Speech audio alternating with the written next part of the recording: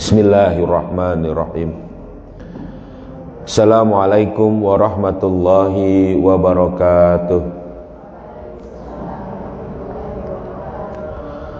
Alhamdulillah, nahmaduhu wa nasta'inuhu wa nastaghfiruh wa na'udzu billahi min syururi anfusina wa min sayyiati a'malina. May yahdihillahu fala mudilla lahu wa may yudlilhu fala hadiyalah. Asyhadu an la ilaha illallah wahdahu la syarikalah wa asyhadu anna Muhammadan abduhu wa rasuluhu la nabiyya ba'da. Allahumma shalli ala sayidina Muhammad wa ala ali sayidina Muhammad. Rabbi israh li sadri wa yassir li amri wahlul 'uqdatam min lisani yafqahu qawli. Subhanaka la ilma lana illa ma 'allamtana innaka antal alimul hakim. Amma ba'du. Alhamdulillah, segala puji hanya bagi Allah. Salawat serta salam semoga selalu tercurah kepada junjungan kita Nabi Muhammad sallallahu alaihi wasallam serta keluarganya, sahabatnya dan juga para pengikutnya yang setia dengan ajarannya hingga akhir zaman. Alhamdulillah, anak-anakku sekalian dan para asatizah yang dirahmati Allah, kita lanjutkan kembali kajian kita tentang 60 hadis sultaniyah. Kita masuk kepada hadis yang ke-45. Ya. Hadis yang ke-45. Ini berjudul seorang mukmin tidak boleh jatuh pada lubang yang sama dua kali. Ya.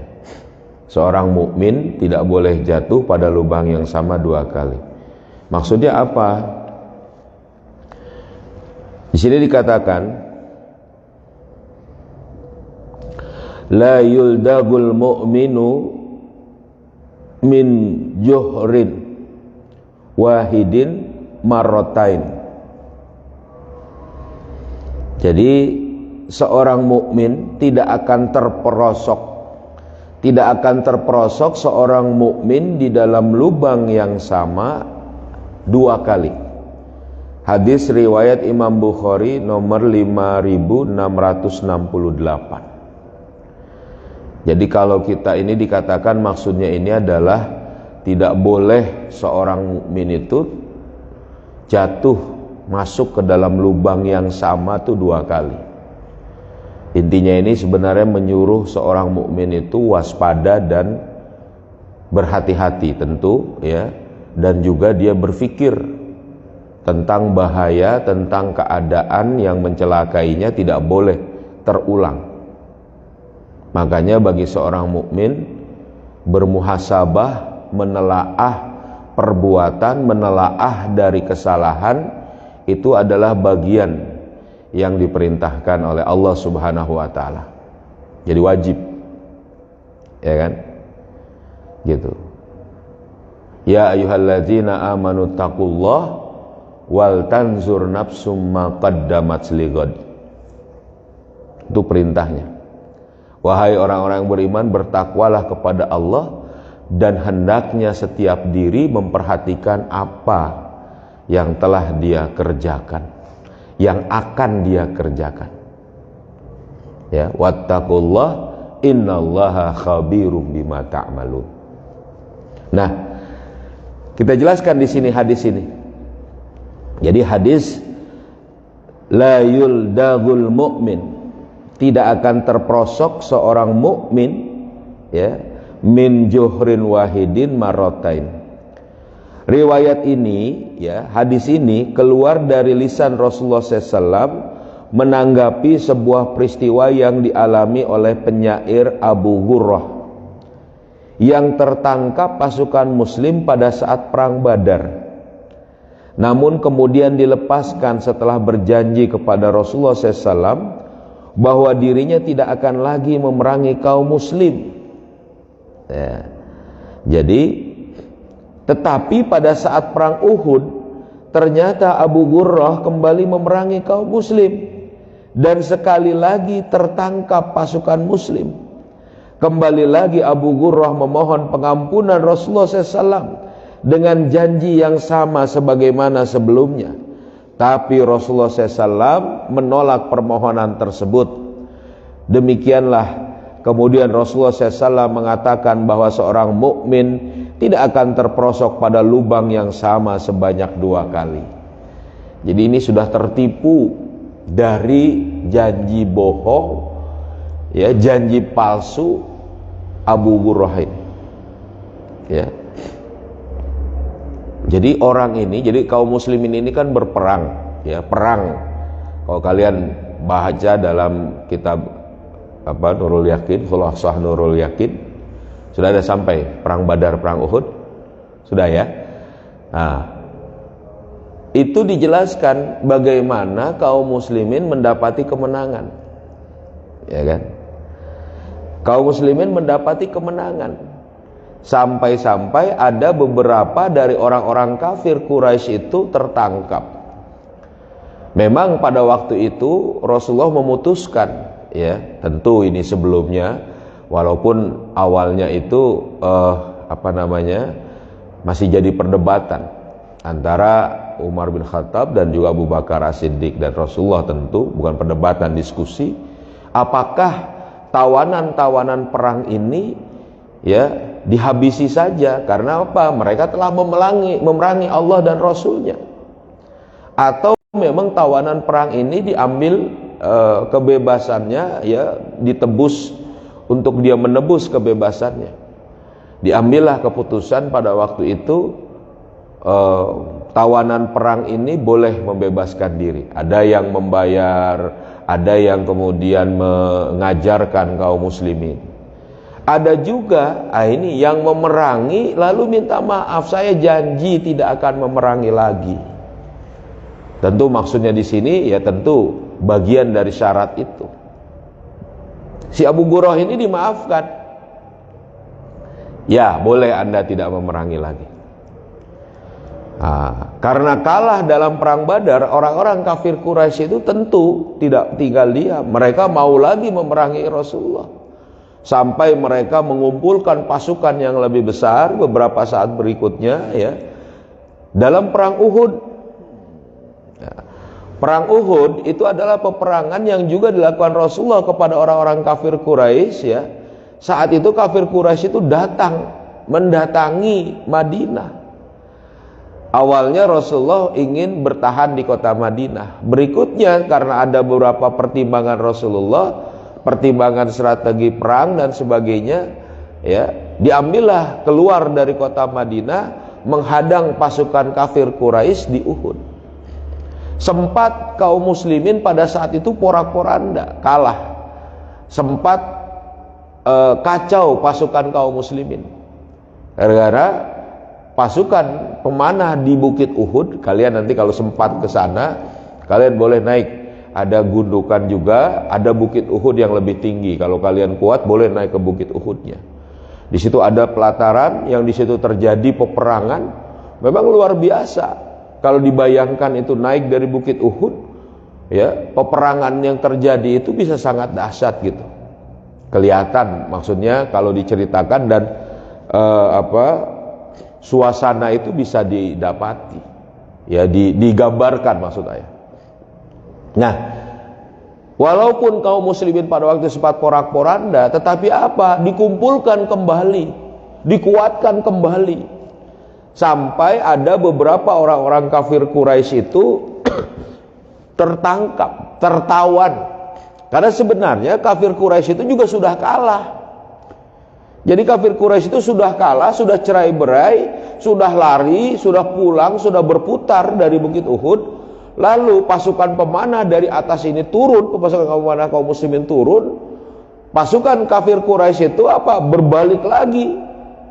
Terjadi lagi perang. Kaum muslimin yang bercerai-berai di situ. Ya. Setelah merasa bahwa pada saat itu dia menang, padahal belum. Karena pada waktu itu ada yang mengatakan berhasil membunuh Rasulullah, padahal Rasulullah itu tidak terbunuh. Memang terkena panah, bercucuran mukanya dengan darah dan sebagainya, mulutnya sampai patah giginya Rasulullah SAW. Diteriakanlah oleh, pada waktu itu ada yang meneriakan bahwa dia telah membunuh Muhammad, membunuh Rasulullah SAW. Kaum kafir Quraisy merasa senang, sudah selesai, menang. Akhirnya mereka pun bubar sendiri, porak-poranda sendiri juga. Kaum muslimin masih berhasil menangkap beberapa pasukan dari kafir Quraisy itu, ya, dalam peperangan Uhud tadi. Siapa salah satunya? Si Abu Gurrah ini. Nah, ini kurang ajar nih. Kamu kemarin minta bebas, janji nggak memerangi kaum muslimin lagi. Lo sekarang ketangkap lagi dalam perang. Kan kesel banget itu. Kira-kira kesel gak? Iya. Mulailah saat itu, dari saat itulah Rasulullah mengucapkan tadi, seorang mukmin gak akan itu terperosok dalam lubang yang sama 2 kali. Nah, ini dia. Jadi asbabul wurud dari hadis ini yang kemudian diceritakan tentang si Abu Gurrah ini. Nah, anak sekalian yang dirahmati Allah, riwayat tersebut memberikan pelajaran kepada kaum mukmin tentang pentingnya bersikap waspada. Itu seperti saya katakan, harusnya bersikap waspada dan tidak mengulangi kesalahan yang sama. Dengan kata lain, penting bagi kaum mukmin untuk menarik pelajaran dari hal-hal yang mereka alami agar tidak lagi melakukan kesalahan yang sama. Ini juga sama-sama nih ayat juga nih. Jadi kadang kita itu harus mikir, jangan mengulangi kesalahan yang sama. Ini umum. Sudah ketahuan dijanjikan, janji-janji bohong-bohong, ngikut lagi. Pilih saya janjikan ini, bohong dia. Pilih lagi aja. Ini benar kan nih orang mukmin kayak gini? Ya kan? Tapi kan mudah-mudahan dia berubah. Enggak gitu. Harus dipenuhi dulu, harus diselesaikan dulu. Ya. Apalagi sudah ketahuan orang ini menjadi musuh Allah, orang ini enggak menerapkan syariat. Lalu kemudian dia janji-janji, mana bukti? Kita pilih lagi, ya nggak beres lah kita di situ. Ya.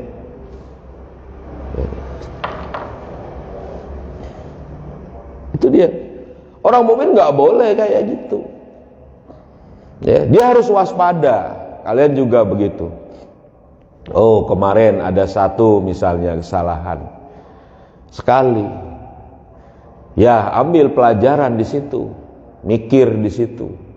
Besok, ya selanjutnya waspada, jangan sampai ada kesalahan. Kita lewat di satu jalan yang mungkin mudah, tiba-tiba ada lubang, ya kan? Lagi sedang naik sepeda, mungkin kalian naik sepeda di situ. Lalu gimana? Gejeduk, wah ini ada lubang, padahal kurang waspada di situ kan? Hampir jatuh atau jatuh. Lalu lewat lagi situ, kejeduk lagi. Ini nggak beres. Berarti gimana? Harus waspada di situ.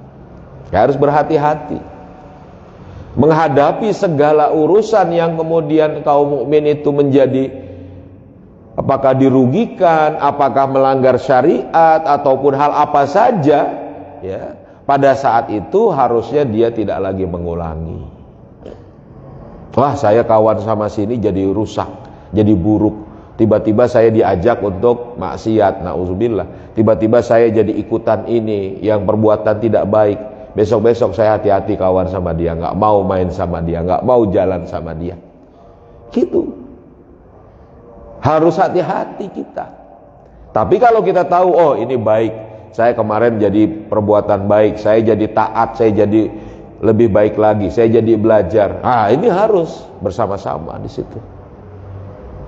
Nah, jadi hadis ini secara umum menjelaskan tentang sikap seorang mukmin yang harus waspada. Ini harus kita semua kita latih. Nah, pengaitan antara sifat waspada tidak terperosok pada lubang yang sama dalam makna begitu, ya.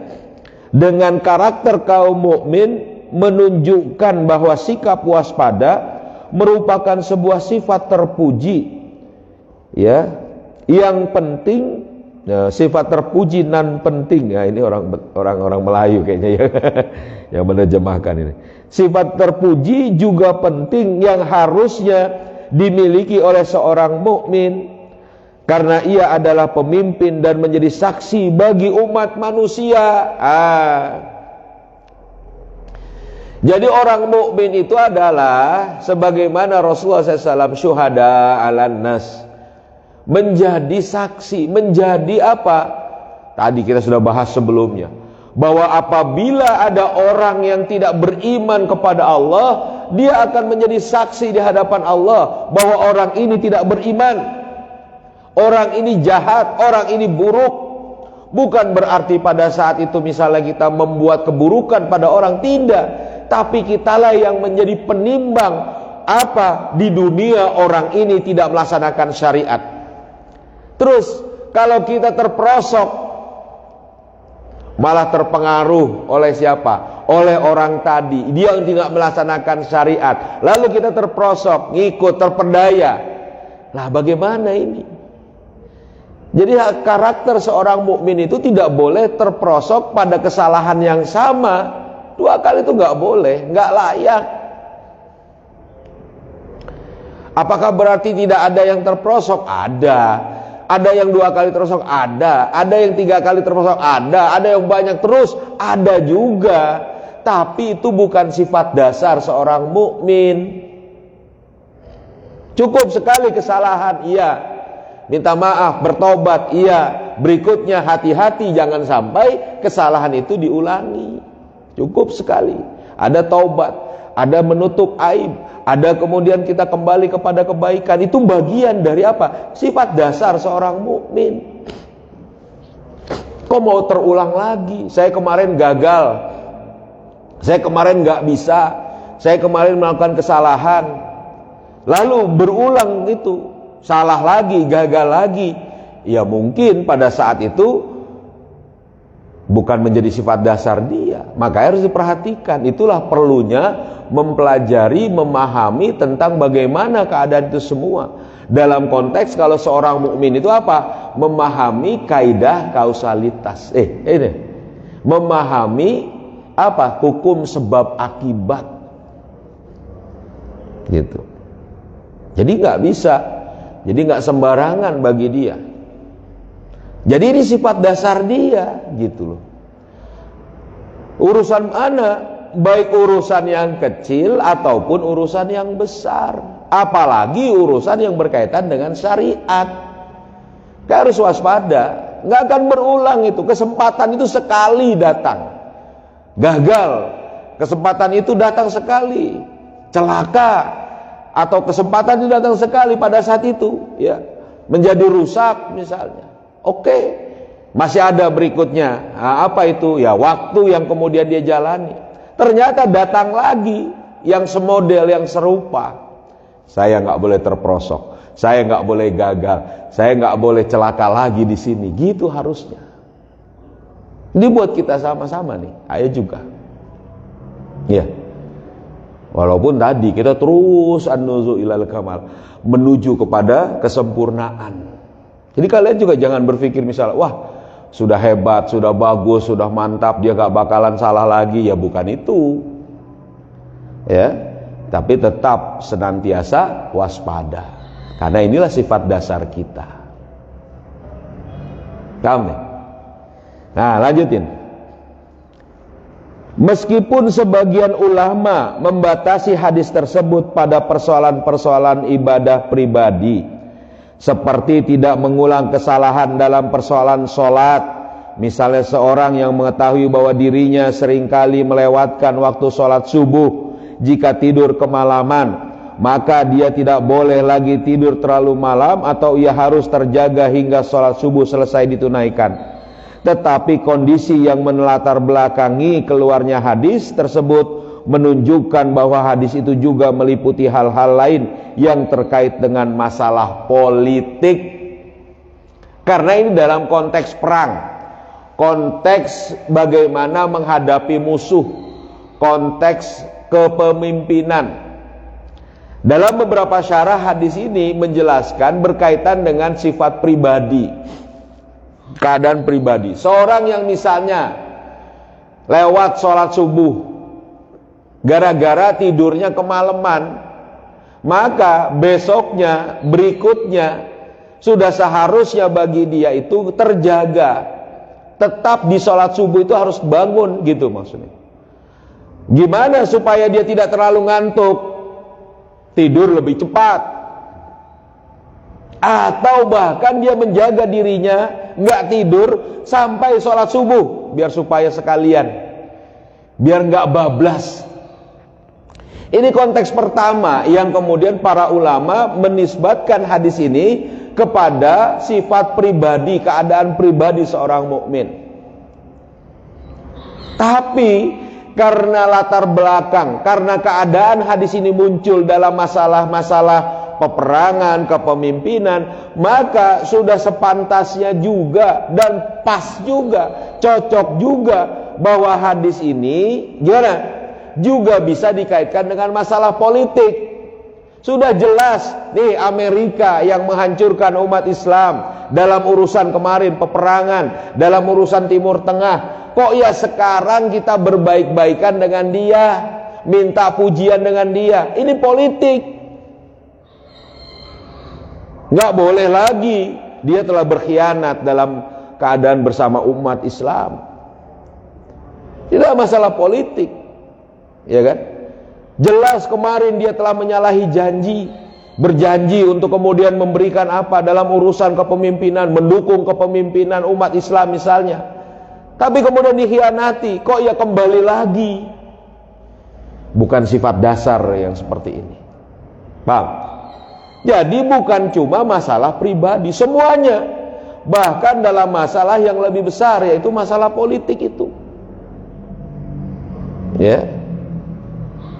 Makanya dahulu para salafus saleh, ya, dalam dia menasehati para penguasa itu adalah apa? Menjauhi orang-orang yang sudah pernah atau terbukti dari kesalahannya pada saat dia bersama kepemimpinan, ya, dalam masalah-masalah memimpin umat. Dulu juga ada itu, ya. Makanya ada satu keluarga yang pernah disingkirkan, yang pernah dijauhi oleh siapa? Oleh seorang khalifah misalnya. Karena mungkin pernah, terbukti ada pernah melakukan kesalahan. Ini terhadap konsep kepemimpinan. Apalagi sekarang jelas sudah ditipu, nggak ada janji 5 tahun mau membela umat Islam, mana? Malah susah umat Islam, ya kan? Mengangkat harkat martabat bangsa misalnya, pada saat ada seorang kiai ulama ditolak oleh orang kafir untuk masuk, malah kemudian yang disalahkan kok ya ulama kita sendiri, warganya sendiri. Gimana ini? Ini nggak beres orang seperti ini. Minta dipilih lagi, udahlah memilihnya juga salah. Ya kan, minta dipilih lagi, ternyata milih lagi, geblek. Bukan sifat dasar gitu. Paham gak? Ini dalam masalah politik. Dalam sistem yang dipakai oleh umat, tahu tidak pernah ada bangsa negara manapun yang sejahtera, yang benar dengan sistem demokrasi misalnya. Kok ya disodori demokrasi lagi, pakai lagi, nerima lagi. Mikir. Wong Amerika, Inggris, siapapun bangsa dimanapun gak berhasil pakai sistem demokrasi ini. Kok ya orang Islam mau lagi, mikir lagi, bikin lagi partai baru untuk menegakkan demokrasi lagi. Kok ya aneh. Bolak-balik, rontok, runtuh, celaka, ngambil sistem yang bukan sistem Islam. Paham di sini? Jadi bukan cuma konteks yang bersifat pribadi. Ya, ngerti gak nih? Kali lagi, satu lagi terakhir kita. Kisah Abu Hurairah di atas juga memberikan pelajaran kepada kita bahwa ampunan tidak senantiasa cocok pada semua keadaan. Karena boleh jadi ampunan yang diberikan justru dimanfaatkan pihak lain atau musuh Islam demi kepentingan mereka. Nah, ini yang lebih luar biasa. Saat Abu Hurairah ini dalam perang Badar tertangkap, Rasulullah SAW memberikan pemaafan, memberikan ampunan. Ya, nggak apa-apa, sudah selesai, kamu lepas, kamu berjanji. Ternyata pemaafan Rasul, ampunan Rasul ini nggak cocok. Memang kaum mukmin itu adalah sifat-sifat dasar juga di posisi yang lain atau sifat dasar yang lain itu adalah pemaaf, mengampuni. Dalam konteks politik negara tadi memberikan kebebasan, oke, sudah selesai. Ya kan? Ternyata dia tidak menjalaninya, tidak berjanji, sudah berjanji tidak menepati maksudnya. Berarti nggak cocok dia dimaafkan. Sudah selesai, cukup. Cara yang lain pada saat menghadapi dia. Ngomong, ya kan? Saya tidak akan memerangi lagi orang mukmin. Kan bagus. Rasul yang pemaaf, Rasul yang mengampuni. Kaum mukmin juga dibilang sudah oke, dia kasihan. Udah selesai, lepaskan dia. Dia nggak akan memerangi. Ternyata datang lagi memerangi kaum mukmin. Itu kan kurang ajar. Berarti pengampunan yang pertama, pemaafan yang pertama itu tidak cocok, ya kan? Kalau gitu gimana? Suatu saat nanti ada urusan ini, kembalikan kepada ketentuannya. Jadi tidak mudah untuk kemudian memberikan pemaafan. Apalagi, ini dia kadang sekarang dalam sistem yang ada, seorang hakim, seorang kodi memaafkan koruptor misalnya kan, memaafkan penjahat dengan alasan dia ini baik waktu jadi yang lucu ini pernah ada. Jadi pejabat tertangkap korupsi, ya kan? Lalu dihukum beberapa tahun, ya, kalau nggak salah dihukum 10 tahun atau 8 tahun. Lalu kemudian apa? Dia banding, dia menggugat untuk keputusan itu. Ya. Lalu diputuskan potong tahanan 4 tahun, 4 tahun atau 3 tahun itu. Potong tahanan cukup lama, 4 tahun. Apa alasan potong tahanan? Dulu waktu dia menjabat adalah menjadi orang baik. Faktanya justru saat menjabat dia itu lagi korupsi dan dia dihukum. Kok ya bisa? Tiba-tiba alasannya itu adalah dia menjadi orang baik. Ya sudah, potong tahanannya. Masya Allah. Kemana otaknya ini kalau begini kan?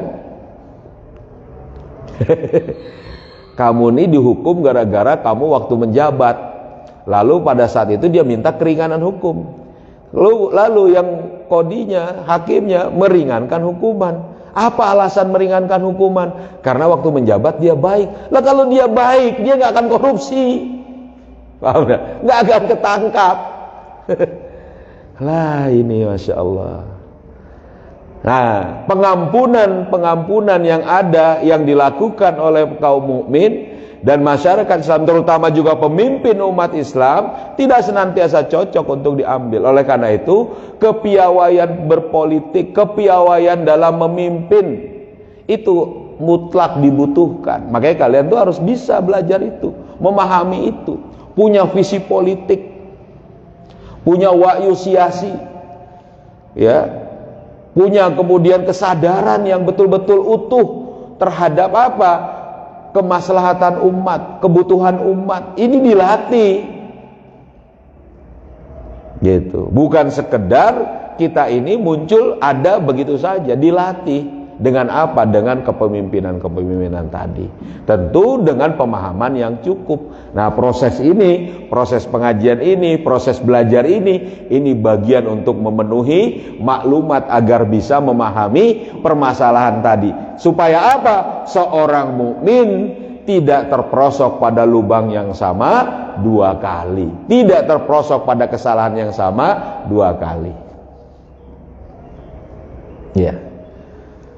Paham? Ada pertanyaan? Cukup? Cukup? Kalau tidak cukup? Ya. Oke. Gitu ya. Jadi kembali di sini kita pahami, la yuldagul mu'minu min juhrin wahidin marratain. Ya. tidak terperosok seorang mukmin dari lubang yang sama itu sebanyak 2 kali, nggak akan. Nah, ini harus diingat. Begitu anak sekalian dan para asatizah. Mari kita tutup sama-sama dengan membaca surat Al-Asr. Ya. Bismillahirrahmanirrahim. Wal asri innal insana lafi khusrin illalladzina amanu wa amilus solihati wa tawasau bil haqqi wa tawasau bis sabr.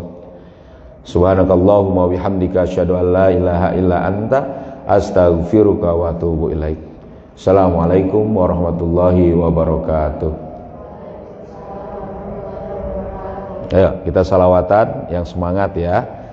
Allahumma salli ala sayyidina Muhammadin tibbil qulubi wa dawaiha wa afiyatil abadani wa shifaiha wa nuril absari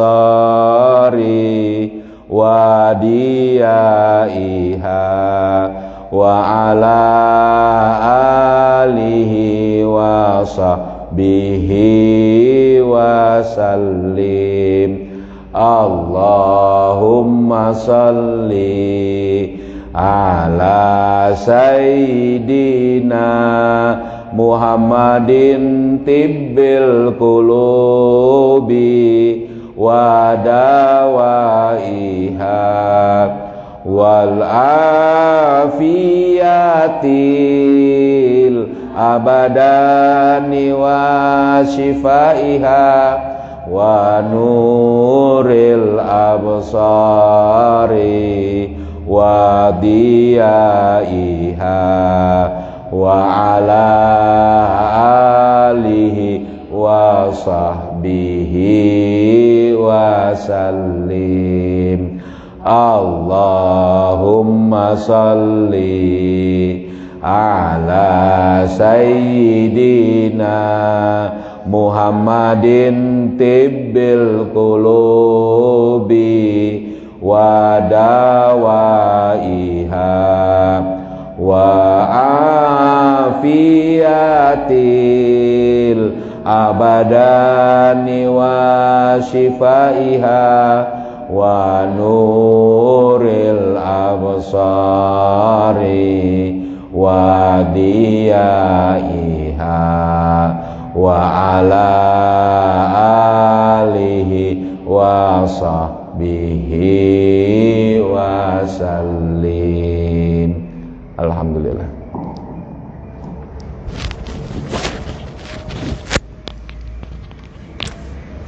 Yeah.